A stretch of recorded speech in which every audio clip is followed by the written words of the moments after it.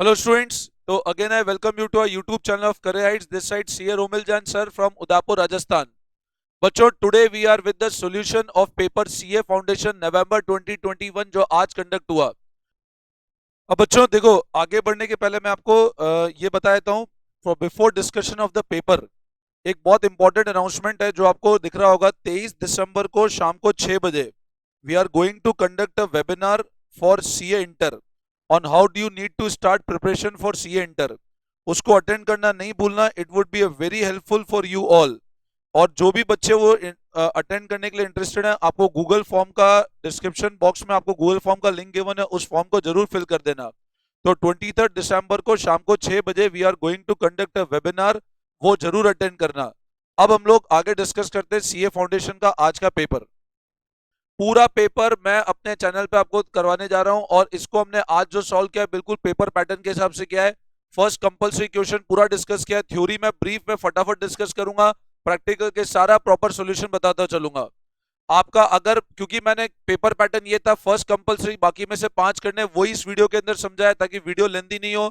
अगर आपने वो क्वेश्चन ऑप्ट नहीं किया है तो मेरे को पीडीएफ मैसेज कर देना, मैं आपको पीडीएफ भेज दूंगा उसका, ठीक है ना. जो एक क्वेश्चन हम लोग स्किप करेंगे आज वाले वीडियो में, अगर आपने वो क्वेश्चन किया है और आपको उसका भी सॉल्यूशन चाहिए तो message me on my number, उसका मैं सॉल्यूशन आपको पीडीएफ करके व्हाट्सएप कर दूंगा, ठीक है. मेरा नंबर आपको नीचे स्ट्रिप दिख रही होगी, उसमें नंबर चल रहा है मेरा साथ में, ठीक है ना. अब जो क्वेश्चन है पहला क्वेश्चन ट्रू फॉल्स, वैसे तो मैं अज्यूम करता हूँ आज पेपर सबका काफी अच्छा हुआ होगा. पेपर बहुत सिंपल पेपर दिया था इंस्टीट्यूट ने और इस बहुत स्कोरिंग पेपर था. अगर आपने सही किया होगा तरीके से किया होगा तो 90+ ना सच में कोई बड़ी बात नहीं है आज के पेपर के लिए, ठीक है ना. अब देखो एक बार हम लोग स्टार्ट करते हैं आज के पेपर पे. ये पेपर अपने पास रखना, मैं इसको एक बार स्क्रीन से हटा रहा हूँ and I am bringing the solution on the screen. तो पेपर आप अपने पास रखना, मैंने अपना पेपर अलग से पीडीएफ खोला हुआ है, आपके पास पेपर होना चाहिए क्योंकि अब आपको सिर्फ सॉल्यूशन दिखने वाला है, ठीक है ना.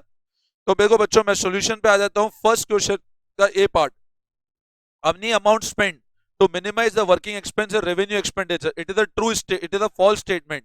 रेवेन्यू एक्सपेंडिचर का बेनिफिट हमको ओवर द पीरियड नहीं मिलता है, इसका बेनिफिट ओवर द पीरियड मिलेगा, फॉल्स स्टेटमेंट है. Expenses incurred on repair for first time on purchase of old building capital, true statement है. द प्रोविजन फॉर बैड डेब्ट debited to sundry debtor, again a false statement. Provision for bad डेब्ट debit होता है bad डेब्ट में और create होता है पीएनएल के through. Non participating preferential enjoy voting right, again a false statement. Non participating को कभी वोटिंग राइट नहीं मिलता है. There is no entry pass by consignee in books of for remaining stock lying with him, true statement है. Consignee कभी entry नहीं करता है जो उसके पास गोडाउन में गुड्स पड़े हुए हैं. Discount column of cash book is never balance, again a true statement. Discount से बैंक और कैश कॉलम बैलेंस होते हैं, डिस्काउंट कॉलम कभी बैलेंस नहीं करते हैं. अगला question as it is study material question था, अपने को वेटेड एवरेज मेथड से इन्वेंट्री वैल्यूएशन करना था. मैंने सॉल्व कर रखा है स्टोर लेजर कार्ड अकाउंट बना करके, आप इसका सोल्यूशन देख सकते हो पॉज करके. इसका आंसर आएगा 1900 रुपीज. वेटेड एवरेज से इसका फाइनल आंसर आएगा 1900. As it is study material का क्वाइट सिंपल क्वेश्चन पूछा था इंस्टीट्यूट ने. फिर अगला थ्योरी क्वेश्चन है जिसके अंदर 4 कंसेप्ट है. अक्रूअल आपको आइडिया है, अक्रूअल मतलब ड्यू बेसिस पे अकाउंटिंग करना, 11th क्लास से पढ़ते हुए आ रहे हो. अमोर्टाइजेशन मतलब use term for intangible asset, right of करना इंटेंजिबल असेट को, उसके लिए वर्ड अमोर्टाइजेशन यूज कर रहा है. एक एक लाइन में आंसर लिखोगे क्योंकि 1 मार्क्स का ही था ये. कंटिंजेंट असेट कंटिंजेंट लाइबिलिटी, कोई भी ऐसा असेट या कोई भी ऐसी लाइबिलिटी जिसका फ्यूचर में कोई हैपनिंग पे डिपेंडेंस होता है वो कंटिंजेंट असेट कंटिंजेंट लाइबिलिटी होता है, ठीक है ना. तो 1 मार्क्स का था, सिंपल. अगर 2 लाइन में भी आंसर किया है तो it is more and more than enough. बहुत सिंपल क्वेश्चन था, ठीक है ना. बचपन से पढ़ते आ रहे हैं 11 कॉमर्स से, तो क्वाइट इजी क्वेश्चन है ये वाला. अगला क्वेश्चन तो इंस्टीट्यूट ने बिल्कुल आप समझ लो लड्डू दे दिया तुमको, ट्रायल बैलेंस. मतलब इंस्टीट्यूट को लगा, मेरे को लगता है आज सीए फाउंडेशन के एग्जाम में लेने के मूड में ही था. इंस्टीट्यूट को 11 क्लास का एग्जाम कंडक्ट करवा रहा था, लेकिन मेरे को पता है कुछ बच्चों ने इसमें भी गलती करी होगी. इसमें एक पॉइंट टेक्निकल था, क्लोजिंग स्टॉक को आपको ट्रायल बैलेंस में नहीं लिखना था क्योंकि ओपनिंग स्टॉक और परचेज दोनों लिखा हुआ है, तो ओपनिंग स्टॉक और परचेज का ही पार्ट है क्लोजिंग स्टॉक. तो you need not right closing stock in trial balance. तो यहाँ पे क्लोजिंग स्टॉक नहीं लिखना था. बाकी क्वाइट सिंपल क्वेश्चन था. आपका फाइनल जो अमाउंट आएगा दैट विल बी 214500 एंड 214500. ये आपका फाइनल ट्रायल बैलेंस का टोटल आएगा. यहाँ पर सिर्फ ये ध्यान रखना क्लोजिंग स्टॉक को ट्रायल बैलेंस में नहीं लिखना था. और मेरे को पता है कुछ बच्चों ने गलती कर दी होगी, क्लोजिंग स्टॉक को ट्रायल बैलेंस में लिख दिया होगा, ठीक है ना. नाउ अगला क्वेश्चन था डेप्रीशिएशन का. इसके अंदर डब्ल्यूडीवी मेथड था. 1 जनवरी को मशीन परचेज किया था, मैंने वर्किंग नोट बना के नहीं किया है, आपको एक बेसिक आइडिया लग जाएगा सोल्यूशन देख करके. 8 लाख की मशीन खरीदी है, डेप्रीशिएशन पहले 3 महीने का लगेगा. 7,60,000 की मशीन हो गई 1 अप्रैल 19 को. फिर उसके बाद वापस पूरे साल का डेप्रीशिएशन लगा, तो 6,08,000 की बुक वैल्यू गई 1 अप्रैल 20 को। फिर इस बार क्योंकि फायर लग गई थी और फायर से मशीन डिस्ट्रॉय हो गई थी, तो फायर से मशीन डिस्ट्रॉय हुई तो 3 मंथ्स का अपना 30,400 डिप्रीशिएशन आया, बुक वैल्यू आई 577,600 और क्लेम अमाउंट 6 लाख था, तो प्रॉफिट हो गया 22,400 का। तो मशीन की सेल पे हमको प्रॉफिट आया 22,400 का। और एक और जो नया सेट परचेज किया 1 जुलाई से 31 मार्च का, उस पर 9 महीने का डिप्रीशिएशन लगेगा, तो 9 महीने का डिप्रीशिएशन है 1.5 लाख। तो क्वेश्चन हमको बोल रहा था डिप्रीशिएशन हमको 2021 का बताना था, तो ये तो फर्स्ट मशीन का डिप्रीशिएशन था, ये सेकंड मशीन का था। टोटल 180,400 और आपका जो प्रॉफिट था वो 22,400 का प्रॉफिट हुआ। ये तो मैं अज्यूम करता हूँ सबको अच्छे समझ में आ गया होगा। उसके बाद अगला पार्ट, सेकंड का सी पार्ट, जिसमें हमको एक बीआरएस बनाना था। बीआरएस क्वेश्चन भी क्वाइट सिंपल क्वेश्चन था, एडजस्टेड कैश बुक का क्वेश्चन था। ओपनिंग बैलेंस सारे कैश बुक के एडजस्टमेंट एडजस्टेड कैश बुक में करे जाएंगे और बाकी बीआरएस बनेगा। आप पॉज करके एक बार सॉल्यूशन देख सकते हो। ओपनिंग बैलेंस 445 था, डिविडेंड रेंट रिकॉर्ड नहीं किया था हमने, बिल रिसीवेबल को डिस्काउंटिंग कराया था, insurance premium cash book record नहीं हुआ था, पेमेंट साइड अंडरकास्ट हो गया था, बैंक चार्जेस थे, बिल्स पेबल था और क्लोजिंग बैलेंस 491,550 आया। इस क्लोजिंग बैलेंस को हमने यहां शिफ्ट किया, चेक इशूड नॉट प्रेजेंटेड को ऐड किया और चेक नॉट कलेक्टेड को लेस किया, तो फाइनल पासबुक के हिसाब से बैलेंस आया 496,050। पासबुक के हिसाब से बैलेंस आया 496,050, ठीक है ना। तो this was the question related to BRS. अब बिल ऑफ एक्सचेंज का क्वेश्चन था, जिसमें पहले सेल हुआ था 367,470 का, हमने नॉर्मल सेल से बुक्स ऑफ ए की क्वेश्चन बोला था, ये बहुत इजी क्वेश्चन था। बिल ड्रॉ किया, बैंक को कलेक्शन के लिए भेजा, तो बैंक फॉर कलेक्शन, तो जो पैसा बिल फर्स्ट का पैसा आ गया तो पैसा फर्स्ट का रिसीव कर दिया bank to bill for collection. Second bill dishonour हो गया तो अगेन बी को डेटर बनाया, बैंक ने 20 रुपी नोटिंग चार्जेस पे किया, तो हमसे रिकवर करेगा बैंक, तो वो हमसे रिकवर कर लिया बैंक ने, ठीक है ना। उसके बाद बी ने इमीडिएट पे किया 8020, बैलेंस के लिए बिल ड्रॉ किया अगेन 12,480 का, ठीक है ना। 12,480 का बिल ड्रॉ हुआ, फिर बिल फॉर कलेक्शन वापस हमने बैंक को कलेक्शन के लिए भेजा ए ने, और अब रिबेट पे बी ने सेटलमेंट किया, तो रिबेट पे सेटलमेंट किया तो हमारा लॉस था, तो ये एंट्रीज हुई। These were the all the entry. एक बार आप इसको देखो, मैं क्विक वे में समझा रहा हूँ, आप इसको एक बार धीरे धीरे प्रॉपर वे में चेक कर सकते हो, ठीक है ना। तो this was the entry relating to bill of exchange. उसके बाद question average due date account current का था। Average due date quite simple question था, 6 जनवरी क्वेश्चन खुद बोल रहा था बेस डेट लेना है, यहाँ पे ड्यू डेट कहीं नहीं लिखी थी, तो मैंने बताया था डेट ऑफ ट्रांजेक्शन को ही बेस डेट ले लिया जाता है, ठीक है ना। तो this was your base date 60,000, 0, 28,000 और 20,000, टोटल 23,88,000 का यहाँ पर हुआ था। परचेज बाय ग्रीन पे टोटल आया था 18,24,000। तो अपना एवरेज ड्यू डेट निकालने का तरीका base date plus difference in product upon difference in amount. तो आपका जो एवरेज ड्यू डेट था दैट वाज 43.38 डेज, तो आपका एवरेज ड्यू डेट आया 19 फरवरी 2021। एवरेज ड्यू डेट का आया 19 फरवरी 2021, ठीक है। तो this was the question of average due date, quite simple question है। अगला क्वेश्चन पार्टनरशिप का था, जिसके अंदर 2 साल का डिटेल गिवन था, 2019 और 2020 का। तो सेकंड क्वेश्चन जो था that was related to partnership, that is question number third का। अब क्वेश्चन नंबर फोर्थ का ए और बी हो गया, अब फोर्थ का सी पार्ट था, मैंने अकाउंट करंट वाला ऑप्शन स्किप कर दिया है। फोर्थ के सी का सेकंड पार्ट है ये, फोर्थ के सी का सेकंड पार्ट, इसमें से एक पार्ट ही हमको करना था, ठीक है ना। तो पार्टनरशिप क्वेश्चन हमने ऑप्ट किया होगा, आपने अकाउंट करंट भी ऑप्ट किया है तो मेरे को मैसेज कर देना, पीडीएफ कर दूंगा आपको, ठीक है ना। तो profit wrongly distributed question 12th level का क्वेश्चन था, टीएस ग्रेवाल का 12th का एनालिटिकल टेबल, बिल्कुल सिंपल क्वेश्चन है। मैं एक्सपेक्ट कर ही नहीं सकता हूं आप चार्टर्ड अकाउंटेंट बनने वाले और इस क्वेश्चन में गलती कर दो आप, ठीक है ना। प्रॉफिट जो गलत डिस्ट्रीब्यूट किया उसको रिवर्स कर लिया, आईओसी जो नहीं दिया नेट एडजस्टमेंट कर लिया हमने। तो 2 साल का मैंने अलग अलग एनालिटिकल टेबल प्रिपेयर कर लिया। तो फाइनल जो आप पॉज करके वीडियो को एक बार चेक कर सकते हो सोल्यूशन, ठीक है ना। तो फाइनल जो नेट एडजस्टमेंट एंट्री बनी, क्योंकि फिक्स कैपिटल है, तो एस करंट, बीस करंट टू सीस करंट 7500 की नेट एंट्री बन रही है अपनी इसमें, ठीक है ना।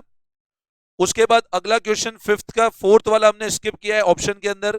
अगला क्वेश्चन फिफ्थ का ए पार्ट था which relate to rectification error, ये भी 11th क्लास का टीएस ग्रेवाल का क्वेश्चन है, जो मैं रेक्टिफिकेशन स्टार्टिंग में बेस बनाने के लिए पढ़ाते हैं ना, वो क्वेश्चन दे दिया इंस्टीट्यूट ने आपको, ठीक है ना।